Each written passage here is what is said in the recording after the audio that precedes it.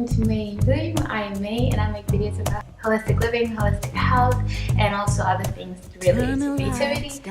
On this channel you'll find mostly those kinds of things, but also you'll find things about my own life and my own journey towards a more intentional, mindful way of living, one that is also intersectional and aware of me as a person and my own context of existence. So if you're interested in any of those kinds of things, please stay tuned. Okay, so today I'm drinking some chamomile tea with some rice milk, just to add a bit, and then also I added some guacamole wine. And I like chamomile tea because it also is calming and it's relaxing. It's quite in tune with what we're about to talk about today. Okay, so I just wanted to get into it and to share a bit of the things that I have been not only noticing about myself, but also the ways I've been coping with big city living and trying to stay as intentional and mindful and holistically healthy as I possibly can while here.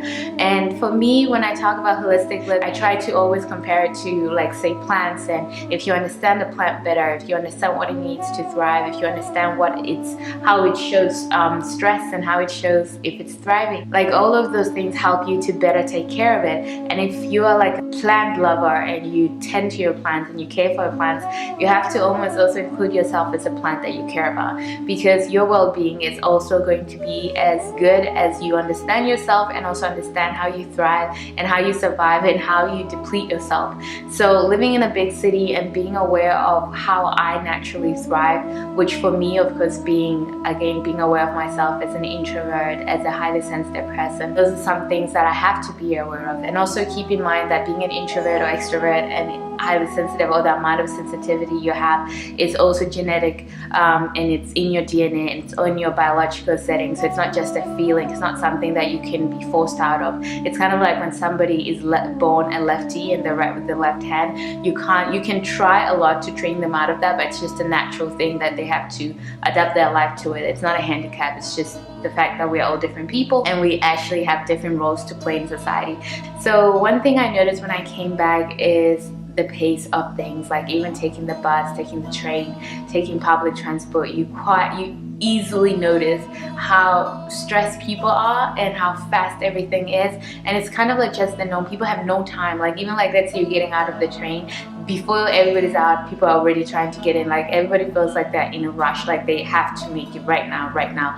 And that, especially if you are highly sensitive, and sometimes stress that you can take on and the anxiety that you're experiencing in big groups of people, that then makes you feel like you are stressed, that you are overwhelmed. But sometimes it's not even your own feelings, but more like the environment, because highly sensitive people tend to pick up a lot on the environments. But likely right now, because I have a more flexible schedule, it also means that I can decide when I go into the city and when I don't. So it's not like I have to be there during rush hour and I have to take transport during rush hour. But even when I used to have to go to the city during rush hour, like for school and work, I always aimed to take paths that were less crowded or less stressful. So while I was biking, which is one thing that's very good about Copenhagen, you can bike most places. So instead of biking the lanes that everybody takes because it's like maybe even the fastest lane or it's the best lane because it's in the city center, I would always take like the side lanes and be able to bike in my own pace and be able to get there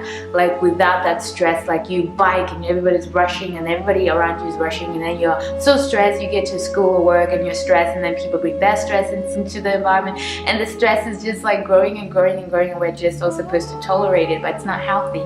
So finding little tips like that, like how can I go where I need to go the most slowest way, but also the most relaxing way. I don't have to follow the stressed way of being just because I'm in a fast-paced environment. And also, like when you do get to the city, I also try my best to walk in the side streets of busy streets. So a lot of people, especially if you're a tourist, you might be drawn to walk in the busy streets because that's what you know, how to get to places, monuments and so on.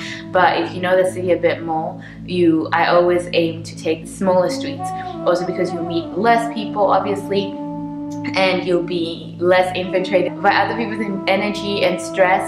but also it just gives you a different perspective of the city, which is often not seen, which is more intimate. So I like that. So I get to appreciate the city in a different way, and also I get to slow down. So that's how I handle it, like when I'm outside. And also another thing is also my own holistic way of living, like at home, like making sure I eat properly, making sure I get enough sleep, that making sure I have a routine that is flexible, but also that creates comfort in the idea that, okay, I know what I'm going to do every day, but also not being too strict with myself. A lot of people say that, for example, when you do to-do lists, make sure you create realistic goals. I would also add to that and say, make compassionate goals. Make sure that if you were telling somebody else to do those things for you, how would that be? How would that person feel? Like if you put on all these goals where you're like, okay, I can do it, I'm gonna force myself to do it, it's not really compassionate. You have to set yourself up to win instead of failing. So that's something you have to be aware of, and also like managing your own stress through that, and remembering how much can I realistically and with this much wellness get done today. And sometimes of course there'll be days where you have to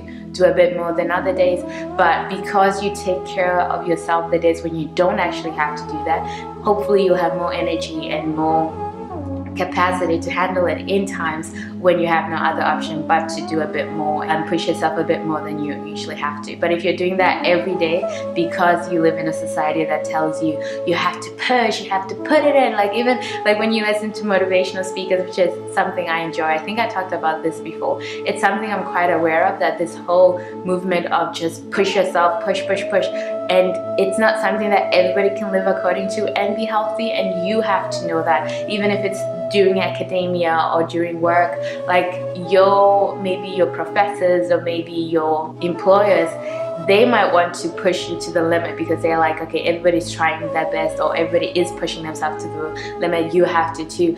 Always make sure that you understand that only you actually know where your limit is, and other people might be pushing your limit based on their limit, and that is not the same for you. So you also have to be your own advocate for your own well-being and health, and don't be afraid to say that, okay, maybe that's as much as other people can do, but I can't do that, or maybe I can't do that today, maybe other days I can do more, but today I can't, and that's okay. I'm gonna have the final say of how much I can push myself today and how it's going to affect me. So when you go out in the world and people are pushing you, and the lifestyle is do, you might be like, okay, I'm doing well because I'm playing according to the rhythm, I'm following everybody's pace. But at the end of the day, you are the ones who's going to be left with your repercussions on your health or on your mental well-being. It's not your employer, it's not your professors. So you have to be aware of your own limits and be aware of, when am I pushing myself too much? So that goes back to your daily managing of your daily life, and knowing that, okay, when I leave this house, not everybody's calm. Not everybody has some humility and some beautiful candles and a slow-paced life to help me feel my best and do my best. And it's not everybody's job, unfortunately. That's not anybody's job but your job, because if you think, or if you keep expecting society to change, or for other people to make space for you because you are sensitive, or because you are an introvert, or because you just want to be more mindful and have a more slower way of living, you're gonna be disappointed, because that's not the way the world is. Obviously, the more of us rise and the more of us create workplaces, the more of us create spaces in community, the more better we'll be able to accommodate each other. But the overall society is not set up like that, so that's something that you have to be responsible for, unfortunately. Okay, so that's how you handle your own stress, is making sure that you know yourself and you know what stresses you. You know how to manage your day in a good way so that it doesn't stress you out. Even at home, like the stuff I do, like little rituals, like even like sweeping the house and cleaning the house, so that when I come back home, I have a clean place to be, so that I know this is my own sanctuary where I know that things are going to be at a different pace. That also makes a difference. So those are also things you can be mindful of. Like when you come home, does your home stress you out? Do you need to clean a bit more? Do you need to declutter so that you feel like, okay, I do live in a hectic place, but at least every day I have my own sanctuary to come back to, and there it's very calm, there it's very peaceful, and there I can manage how I want to live and the pace I want to live. Another thing is also, of course, your physical health, like exercising and also going outside. It's always been quite important for me to live somewhere where I had access to nature. So where we live right now is also somewhere where I can go out to the park, and there's also water, So in the summer you can go bathing, but in winter you can just go through the forest or the park that we have that's really big and really calm and really friendly, just like for walks and for exercise. So I make sure that I get time to do that for myself. Also to exercise in a way that is also again compassionate to myself. I know, like for example, when it's winter, I have to be aware of how the lack of D vitamin affects me, especially as an African person, where you were created to live in a place where there was sunshine all year round. So obviously supplementing is important, like taking care of my diet is important. Even eating certain foods I've learned are also mood foods, and they can help induce anxiety and stress and worry and depression. So eating things like sauerkraut or fermented foods, kombucha, that's something I increase in my diet during these times, especially because not only of the weather and the season, but also knowing that I'm going to be somewhere where I might need more mental capacity, in making sure that I have good health practices inside and outside. Another thing is also, like, of course, minimizing or minimalism, and knowing that less is more. That goes for, like I said before, your to-do list, but that also goes to socializing. Like, be very aware of yourself. Of course, in the bigger cities there's more things to do, which I love, because when I was back in Brazil I didn't do a lot of socializing outside, and of course I met with people, went out for lunch here and there, but I'm talking more in regards to like going to events and just going to experiences that are easy to get to. So that's something I really want to take advantage while I'm still here, but also to know that you don't have to be out and everywhere just because all your friends are doing it, or your friends are inviting you to this event and that event. And sometimes you might want to go somewhere, but you know that maybe tomorrow you'll need your energy more, or you feel like you've already done a lot. So instead I'll be like, you know what, I'm gonna do that another day, or I'm gonna skip for today and just stay inside and replenish and refill my well before I face tomorrow. Like, those are decisions that you might have to make. Another thing I've been doing to minimize and to be more minimalistic is, it's not only the things I have to do, but the things I am even happy to do, but I know that too much. So I've even decided that at some point this month, I think it's going to be this week, I'm going to deactivate my Instagram, which is something I really love posting on, but over the past few weeks I've just been having a weird relationship with it because of the way the platform is set up, and because it's created to benefit the business part of it and not the mental health of people. There's just a lot of things in there that you have to be aware of, and I've been watching all these videos about how social media is affecting us. So I've been wanting to be more aware of that and minimizing the things that actually affect me negatively. So I'm thinking of deactivating and taking a break from Instagram. So I'm going to be a certified life coach this month, so I want to prepare and just focus on doing that and my creativity. I'm going to be putting up my shop soon, which has been in the works for a long time. So basically choosing, like, killing your darlings. Like, there's things you love to do, but it takes more energy and more presence from you. As somebody who's multi-passionate and somebody who does love doing a lot of things, that can be hard and challenging, because I do want to do everything, but realizing, okay, I might want to do everything, but I actually can't do everything. And if I do everything, it's at the expense of my mental well-being and health. So it's better to do less and do better and feel better than do a lot and do it so and not feel so great. So that's like a realization I just had like a few days ago, where I'm like, okay, some things I have to quit some things, and it's really hard for me even to quit things, because even as a Taurus, like, I love to, if I say I'm going to do something, and if I've been committing to doing something, I want to keep doing it and continue doing it. And the idea of saying, okay, I'm going to give up on this thing can be really hard. And now I'm talking more about the other community, about to Haven, the website, but I just feel like I can't run everything, I can't put my feet in everything, and it's getting too much where I have to spend so much time, like, either on social media or other places in order to create content for it, and it's just, I need a break from that and just see how I'll feel, and maybe like later I'll come back on my own personal Instagram, but it would be in a different way, in a way that I feel is more holistic. In the city, there's this idea that as busy as you are, the better, but you have to remember that that's not necessarily what's going to be healthy for you. So slowing down in those things and doing things that actually matter to you and doing them with enough time to do them to your liking is much more valuable than doing a lot of things and just half-assing all of them, if that's the case. So that's another thing you have to be aware of. And also another thing is obviously making time. There's nothing that echoes the walls of a city as busy, busy, busy, busy, busy, busy, busy, busy. and people take pride in that. I'm so busy, I have no time, So one mantra I try to apply for myself, especially in regards to slow living in a place that encourages so much busyness and just overwhelmingness, is to make sure that I make time for things. Instead of saying, do I have time for it, I say, how can I make time for things? So especially that again goes to what is important for you.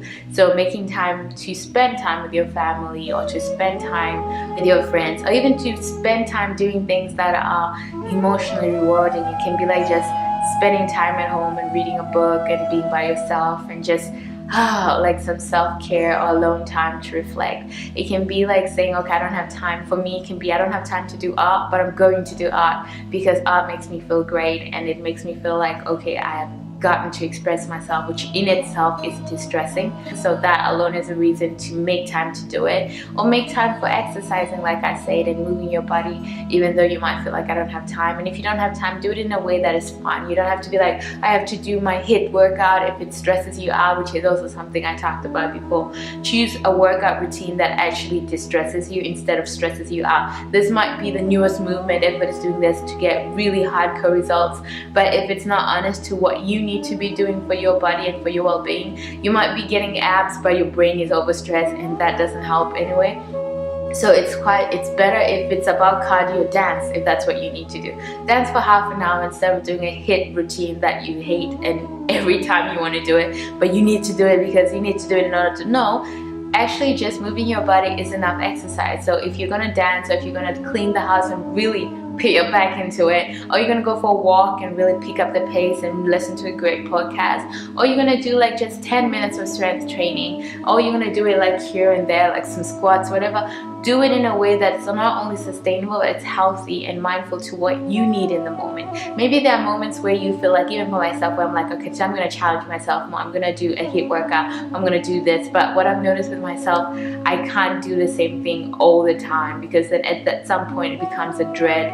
It becomes something I don't want to do, but I force myself to do, and that's never a good place.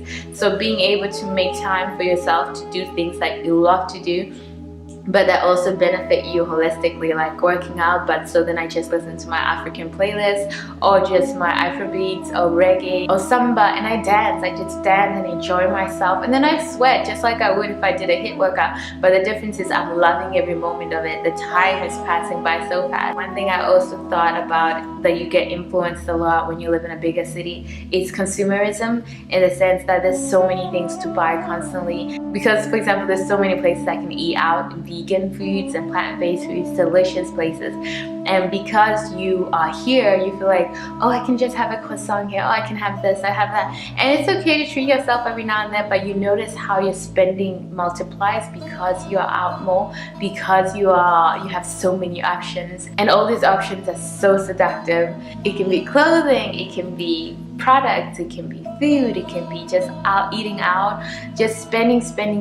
Living slow is also living intentional and not being reactive to consumerism, and not just being reactive to beautiful, fancy, shiny stuff. Of course, when you want to and you're intentional about it, do it. But I'm talking about that kind of spending or consuming of things that are just reactive because you went there and you saw it and now it's there. You were not even going out there to buy that. And being aware of, I'm not here to spend, I'm here to go to the library, get a book, and come back home. And that's what I'm going to do. I'm not going to be seduced into shops, into tea shops, into secondhand stores, even though if you're going to shop, at least buy in a secondhand store. Into beautiful packaged products. Like, I'm a sucker for just beautiful packaging. So it's stuff that I have to be aware of and be like, this is not what I'm here for. I do not see it, I'm not gonna buy it. I have a mission, I'm gonna do it and get home. But yeah, basically that's it. That's how I'm trying to stay mindful in a big city, and how I'm trying to stay grounded and live more holistically, even though I'm in an environment that is pushing me to just be stressed and reactive and overwhelmed. Like, it's so important to remember, but you also have power, and never forget that power, and to use your power, big or small, where you can to best benefit. I hope this has been of benefit. I would also like for you guys to share, like, how does your external environment affect you and your goals of mindful living. I'm assuming that if you watch my channel, you care about holistic living to some extent, or just slow-paced and mindful living. So I'm really interested in how that might be affecting you where you are. Please do take care of yourself, and I hope you're blooming wherever you're planted. Bye.